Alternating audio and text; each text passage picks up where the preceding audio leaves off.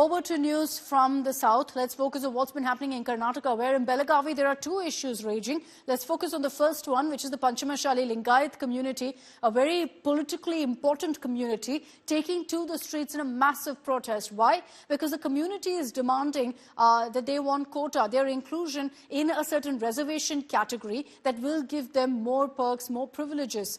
These protests were being led by several renowned Lingayat seers, Lingayat Swamis, and they're calling for a shift from the current category, which offers just 5% reservation, to the next category, which offers 15% reservation for government jobs and education. And as you can see, the situation turned tense with the police resorting to lathi charge to disperse the crowd. Hundreds of people came together in Belagavi to go ahead and protest. Chief Minister Siddaramaiah, however, has said very clearly that they have a right to protest and that there was an attempt by the government to reach out to the Panchamashali Lingayats, but there was no attempt really for dialogue from the other side, from the protesting side.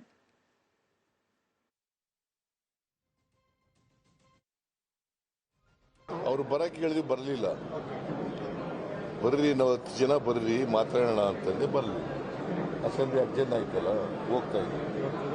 ಈಗ ಪ್ರಜಾಪ್ರಭುತ್ವದಲ್ಲಿ ಹೋರಾಟ ಮಾಡಲಿಕ್ಕೆ ನಮ್ದೇನು ವಿರೋಧ ಇಲ್ಲ. ಪ್ರಜಾಪ್ರಭುತ್ವದಲ್ಲಿ ಎಲ್ರಿಗೂ ಹೋರಾಟ ಮಾಡಲಿಕ್ಕೆ ಹಕ್ಕಿದೆ, ಅವರು ಮಾಡ್ತಾ ಇದ್ದಾರೆ. Let's explain to you why you're seeing this protest happening right now. The Panchamashali Lingayats are a very important community in Karnataka, particularly in Karnataka politics. They currently have 5% reservation under the other backward classes.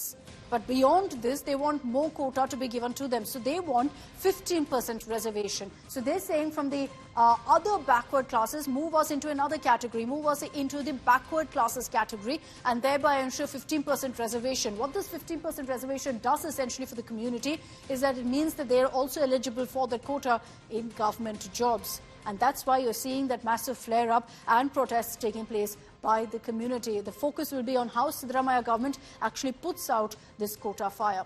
That's not the only reason Belagavi is in the news. We've been seeing a showdown between Maharashtra and Karnataka over Belagavi.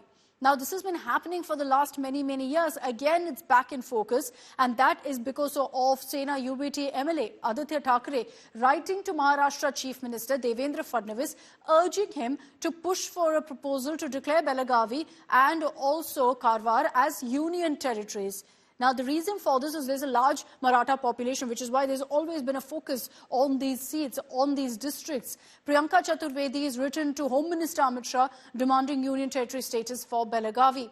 Now, the Maharashtra Chief Minister Devendra Fadnavis has also vowed to fight for Belagavi and said that there's no question of giving up on the 12 crore Maharashtrians standing behind the border.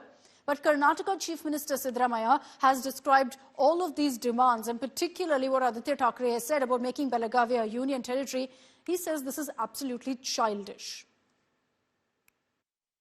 ये issue Marathi मानुस जो है उसका issue है, इसलिए issue कोई party का नहीं है, ना बीजेपी का नहीं है, ना कांग्रेस का नहीं है, ना शिवसेना का नहीं है. ये इशू मराठी, इसलिए इस महाराष्ट्र में मराठी मानुस जो है उसकी बाजू लेना, मुझे लगता है ये सही भूमिका शिवसेना लेती रही है, आदित्य जी ने ली है.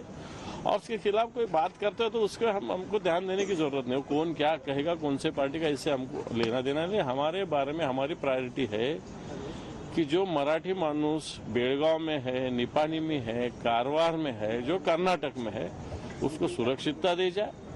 उसके जो डेमोक्रेसी में जो अधिकार है उसको मिलना चाहिए. See, the demand made by Mr. Thackeray is not justifiable. See, Belagavi is an integral part of Karnataka. Not only Bharatiya Janata Party, entire the people of Karnataka are supporting this cause. We are not against Marathas, we are not against anybody. But claiming Belagavi for Maharashtra is not justifiable.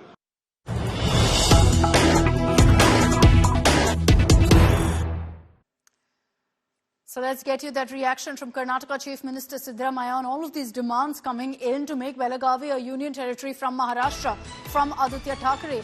Siddaramaiah has dismissed these particular demands, saying it's foolish to claim even that Belagavi belongs to Maharashtra. He's also once again declared that these are just childish demands, childish claims being made on Belagavi by Maharashtra leaders. So a dig there at Aditya Thackeray. Siddaramaiah said, don't make such childish demands. Listen in to what the Karnataka Chief Minister had to say.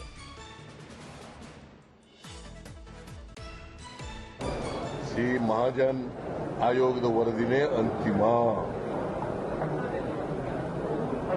ಅದನ್ನು ಬಿಟ್ಟು ಪದೇ ಪದೇ ಮಹಾರಾಷ್ಟ್ರ ಅಲ್ಲ ಬೆಳಗಾವಿ ಮಹಾರಾಷ್ಟ್ರ ಸೇರಬೇಕು ಅಂತ ಹೇಳಿದ್ರೆ ಅದು ಅವರ ಮೂರ್ಖತನ, ಬಾಲಿಶವಾದಂತ ಹೇಳಿಕೆ. ಅದನ್ನ ಕರ್ನಾಟಕ ಸರ್ಕಾರ ಸಹಿಸಲ್ಲ. ಗೊತ್ತಾಯ್ತಾ? So let me just quickly explain to you what exactly the Belagavi dispute is all about. Belagavi and several other districts that border Maharashtra and Karnataka were previously part of, in fact, Maharashtra. It was in 1966 that under the States Reorganization Act, you had Belagavi, Karwar, Nipani, all of them becoming a part of Karnataka. Now, soon after, because you had an all-out fight happening, Maharashtra continued demanding, of course, that 865 villages be transferred to them. So in 1966, after the reorganization, the Mahajan Committee was set together. And then the report upheld Karnataka's claim over Belagavi. So Karnataka, as per the Mahajan report, would keep Belagavi as part of their state. This even went to the Supreme Court. In 2004, Maharashtra filed a petition in Supreme Court seeking again the transfer of 865 villages into Maharashtra. And again, that meant Belagavi. The government affidavit said clearly in 2010 that the transfer to Karnataka was not wrongfully done. Again, they quoted the Mahajan Committee report to mention that. 2 years ago, in 2022, the government urged against any territorial claims before the Supreme Court order. You had quite a bit of tension in the border areas between Maharashtra and Karnataka. And you also had the Karnataka government in 2022 passing a resolution in the Assembly saying we will not give up any of our land. An inch of land also will not go to Maharashtra.